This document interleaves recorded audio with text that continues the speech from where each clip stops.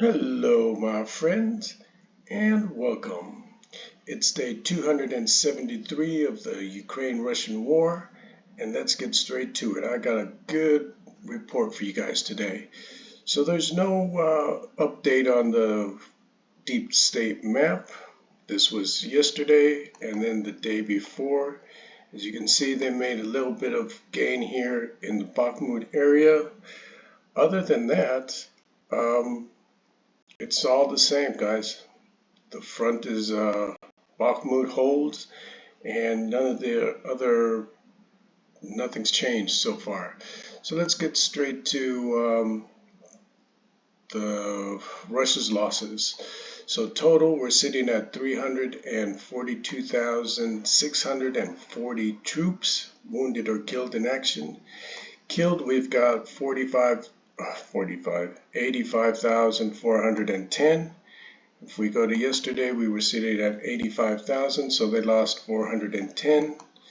And they lost 5 armored combat vehicles, 2 tanks, and 5 artillery. And if we come to, I like to check this other one as well because it's a little more in depth. 410 troops, 5 APVs, 3 vehicles and fuel tanks, 2 tanks, 5 artillery, and that's it on that one. Okay, so the Kyiv Independent. So major news today, guys. Russia launches a new wave of missile strikes across Ukraine. There's a total of 21 out of 31 missiles targeted Ukraine, Kyiv, that were taken out. Let's see here. Russia launches another wave across all of Ukraine on November 23rd, killing civilians and damaging energy infrastructure. Russian Mayor Vitaly Klitschko said the Kyiv authorities said that at least one person had been killed and one person had been injured in the city. The attacks damaged a 2-story building in Kyiv. According to the government, power, water, and mobile connection is damaged in the capital. The city is also left without water. Okay, so I believe we've got some video. Yes, we do. Okay, now that was 21 out of 31 rockets that were shut down. Here's the video, guys.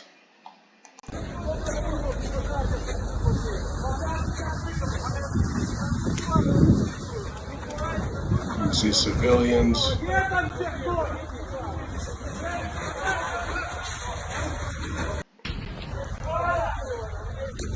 Just horrible, guys. Okay, and also 3 nuclear power plants in Ukraine were put into emergency operation mode or emergency shutdown. And it also, Moldova's president lashes out at Russia for the cruise missile attacks that knocked power out to her country's electrical networks. And she says Russia has left Moldova in the dark. Russia's war in Ukraine kills people, destroys residential buildings and energy infrastructure with rockets. The attacks continue in Ukraine. People pull out their wounded from under rubble, and they mourn their deceased loved ones. People's lives cannot be turned back, but power supply can be restored. We will fix the technical issues and we will have light again. All state institutions are working towards this. We can't trust a regime that leaves us in the dark and cold, that purposely kills people for the mere desire to keep other peoples poor and humble. No matter how hard it may be now, our only way, the future path of the Republic of Moldova, must remain towards the free world. Nicely stated. Okay, guys, the Kyiv Post is reporting the Kremlin seeking to scare Russian public with threat of false flag attack in Belgorod, Institute of War. And Kremlin propaganda are floating the absurd idea that Ukraine is going to invade the Belgorod region in an attempt to scare its own people into raising their support for the war, according to the Institute of War. And did I bring it up? Yeah, here's the Institute of War, guys. I want the key takeaways. The Kremlin may be setting information conditions for the false flag attack on Belgorod Oblast. The Russian military has significantly depleted its arsenal of high-precision missiles, but will likely still threaten Ukrainian infrastructure. The Russian military is likely struggling to replenish its arsenal. The Belarusian Prime Minister traveled to Iran to discuss economic cooperation and possible security ties. And what was the other one? Russian forces continued operations around Bakhmut and Avdiivka. Crimea occupation officials demonstrated heightened unease, likely over Ukraine strikes on Russian ground lines of communication in the peninsula and ongoing military operations in the Kinburn split. And the Kremlin continues to deflect concerns about mobilization onto the Russian military of defense. Rumor is that they're preparing another round, and they're going to supposedly try to mobilize 500,000 to 700,000 soldiers. Sources continue to tout the forced adoption of Ukrainian children into Russian families. Oh my goodness. Okay, let's keep it pushing. Okay, I wanted to show you guys this. We got more Russian collaborators rounded up in the Kherson Oblast. So let's play this.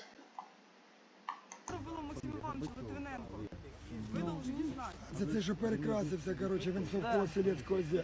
Так, він прийшов на холодильник, я пішла на холодильник, він підходить до мене і спрашує. So they're starting to get rounded up, guys. I've got another one here. Put this off.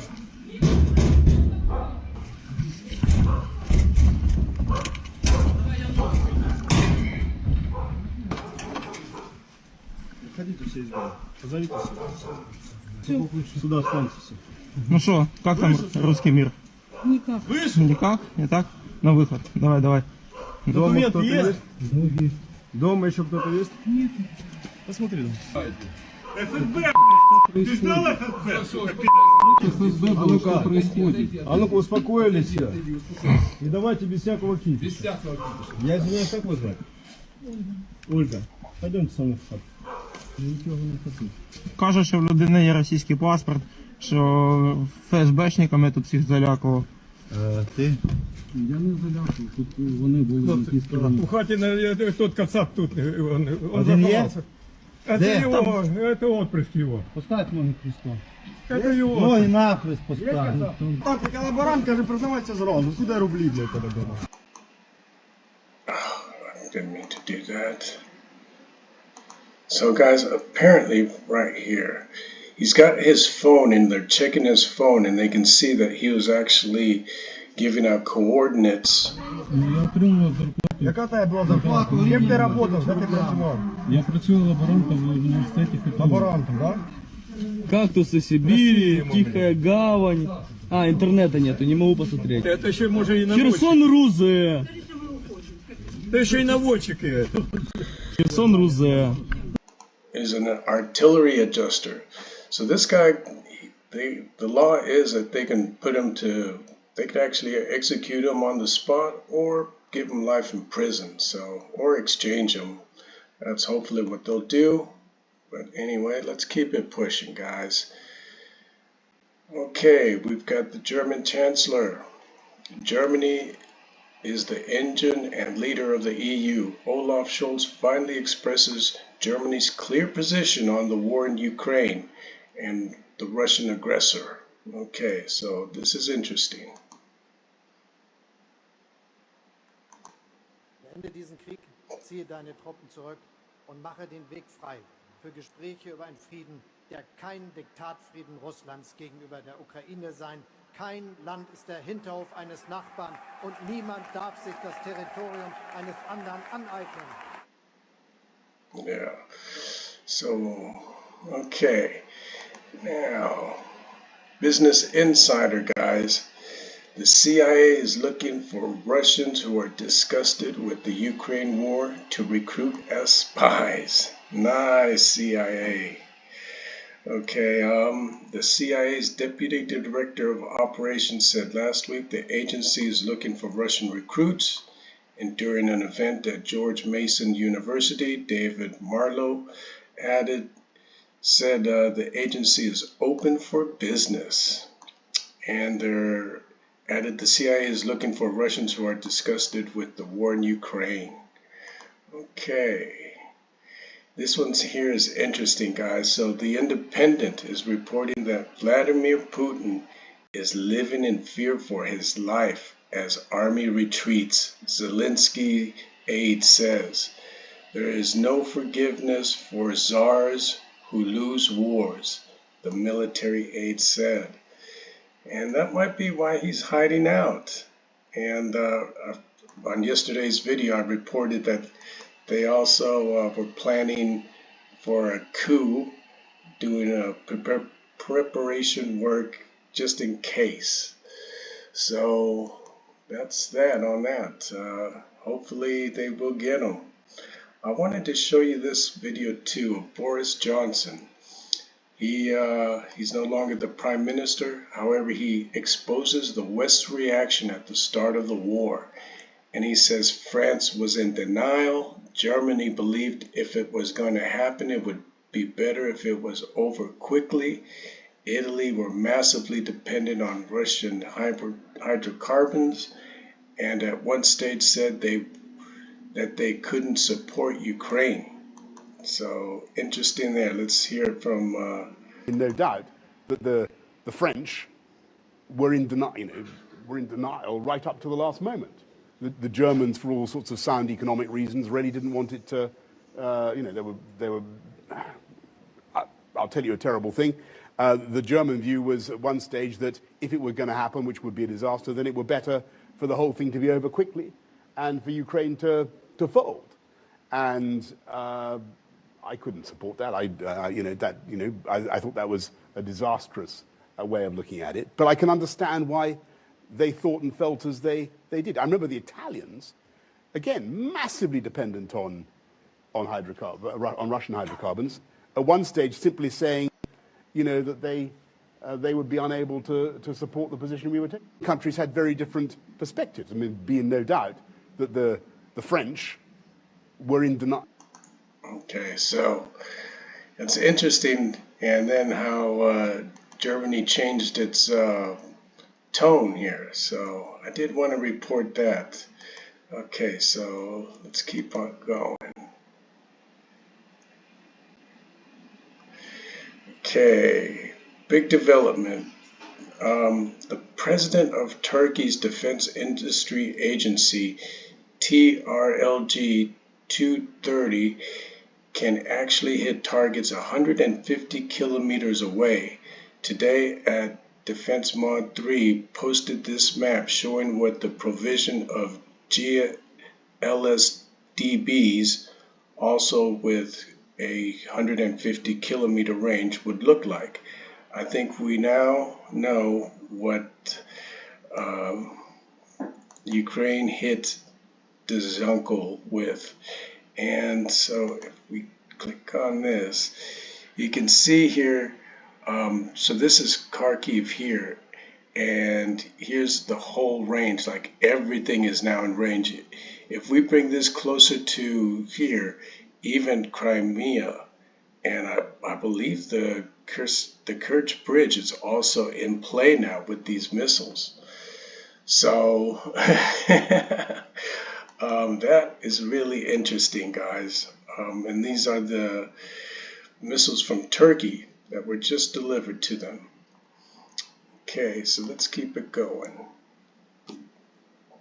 Okay, UKR Inform is reporting that the Ukrainian army hits 3 Russian ammo depots in the Kharkovka district. Ukrainian defenders destroyed 3 warehouses with Russian ammunition in Kherson region.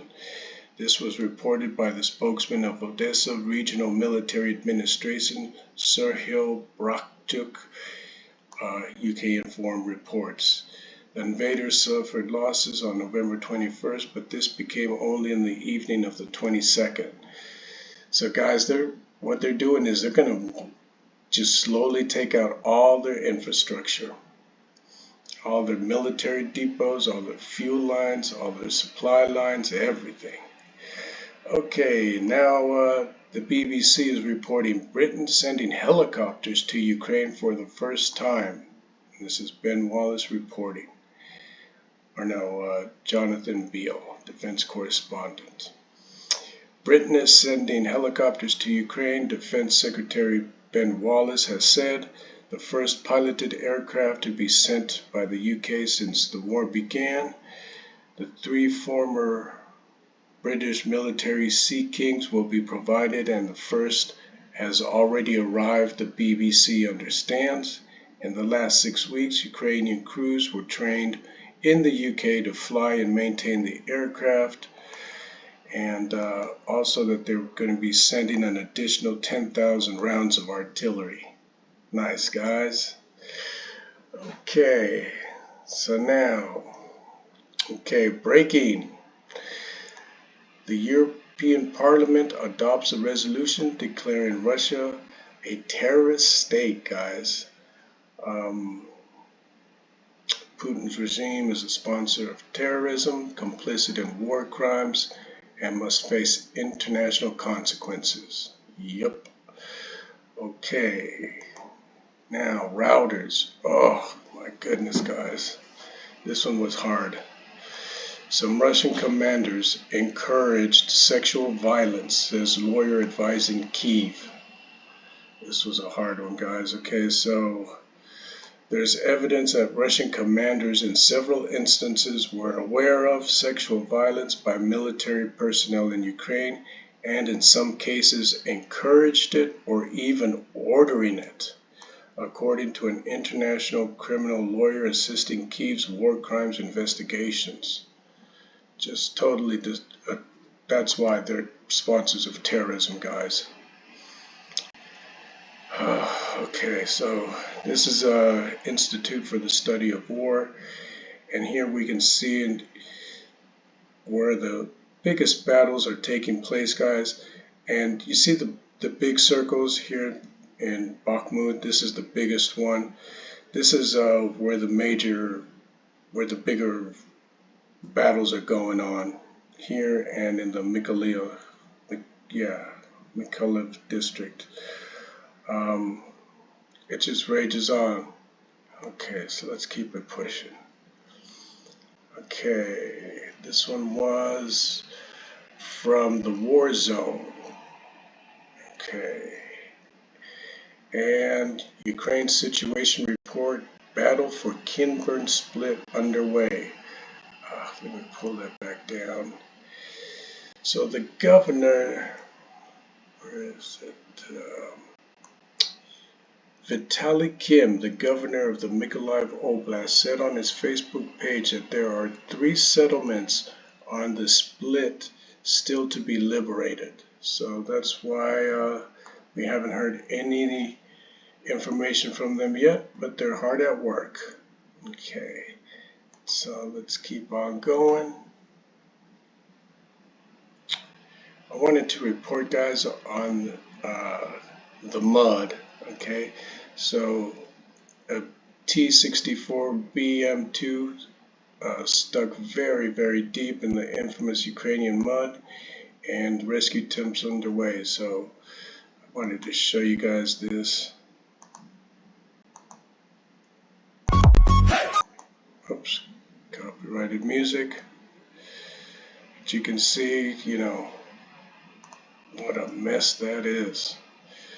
And that's why it's a slow go right now on the front lines. Okay, let's keep on going. Let's end this with some good news, guys. I wanted to show you this couple of nice videos here.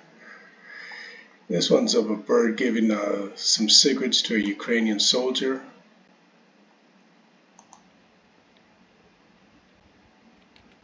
This is pretty funny.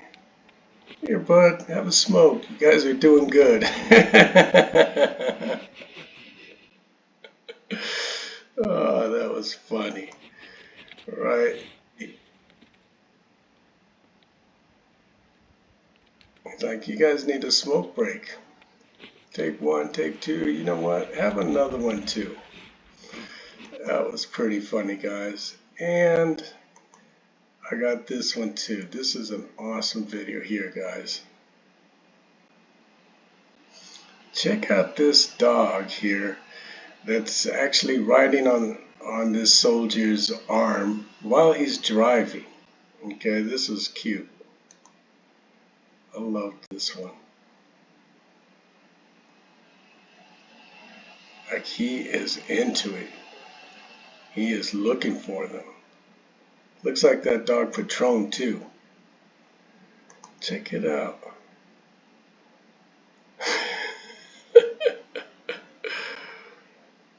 Wow. Nice. Go get him. Alright, guys. So that's been today's episode. And I wanted to ask you guys is to please subscribe to the channel and give me a like, guys. It really helps me. I'm a brand new channel, so I could get all the help that I can possibly get. And as always, guys, I want to end this with glory to the heroes, glory to Ukraine. I hope that this war ends soon. Okay, guys, you guys have a beautiful day, and peace out, my friends.